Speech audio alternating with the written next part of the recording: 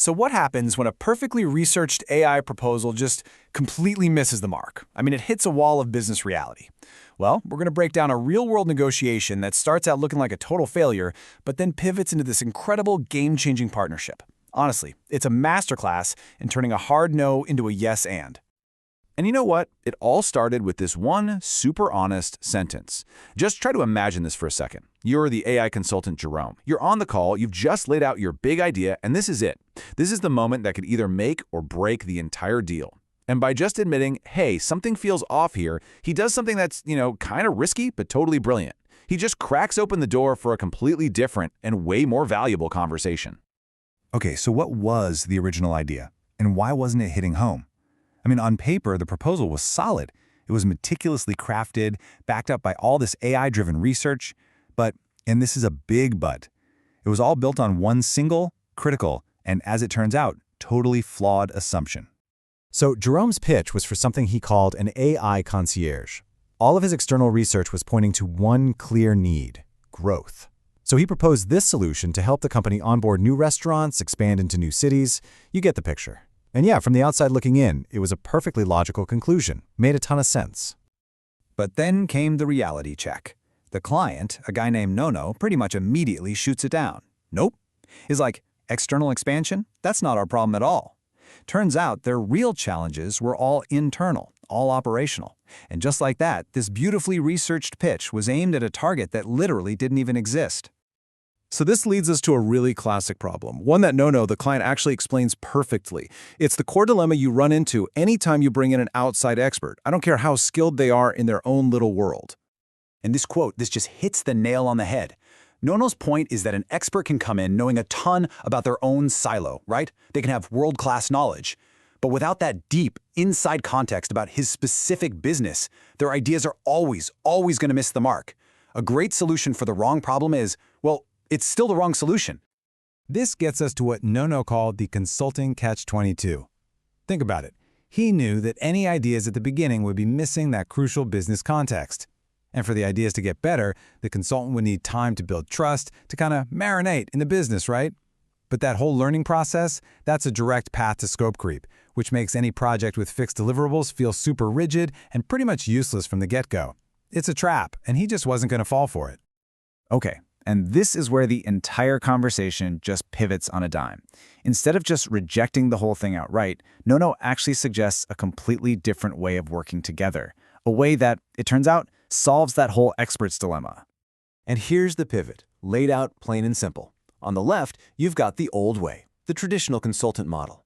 It's transactional and external expert selling a fixed project. But Nono proposes this huge shift over to the right, a real partnership model. See, he doesn't want an external vendor. He wants an embedded team member. He doesn't need a fixed solution. He needs someone who can help him solve evolving problems. This is the jump from a one-time deal to a long-term strategic relationship. And what's so cool about this is that the idea came directly from the client.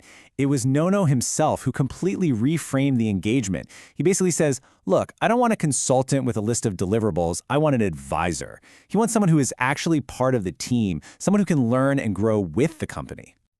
So this idea of being an advisor doesn't just stay as some vague concept. It actually solidifies pretty quickly into a real defined role. They don't just talk about it, they start building out exactly what this new model for integrating AI is going to look like in practice. And that leads them to a term that just perfectly captures this new relationship: a fractional chief AI officer, or CAIO for short. So, what exactly is a fractional CAIO? Well, it's a part-time, senior-level expert who basically integrates right into a company. They act as the internal AI leader, guiding strategy and implementation, but you get all that expertise without the cost of a full-time executive. And then, in this amazing moment of pure serendipity, Jerome reveals he had just changed his title on LinkedIn to fractional CIO. I mean, talk about timing. It was proof that this wasn't just some random idea, it was an actual emerging solution to a problem a lot of companies were facing. And to make this super concrete, Nono immediately starts listing off some low-hanging fruit, real tangible tasks where this new CIO could add value right away. We're not talking about massive multi-year projects here. We're talking about quick, practical wins. Things like training the staff to be more engaged with AI, using AI to clean up over 5,000 Jira tickets, can you imagine? Improving their documentation in Confluence and Jira, setting up an internal AI help desk, even exploring AI for marketing and SEO. This whole approach is brilliant because it lets the CIO deliver value from day one, all while they're learning the deeper, more complex parts of the business. And this isn't some short-term gig either.